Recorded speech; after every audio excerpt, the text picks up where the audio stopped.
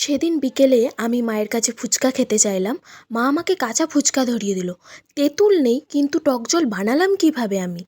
সেটাই হলো আজকের গল্প। সেদিন বিকেলে আমার খুব ফুচকা খেতে ইচ্ছা হয়েছিল, কিন্তু আমার মা ফুচকা না এনে দিয়ে বা পয়সা না দিয়ে আমাকে কাঁচা ফুচকা মানে বলল নাকি এগুলোই ফুচকা। যদিও আমার বিশ্বাস হচ্ছিল না, তো চ্যালেঞ্জ যখন দিয়েছে অ্যাকসেপ্ট তো করতেই হবে। আমি আজ পর্যন্ত কোনো চ্যালেঞ্জে হারিনি, আমি জিতবই। সুতরাং সব কিছু থাক আর না থাক, আমি তো করবই।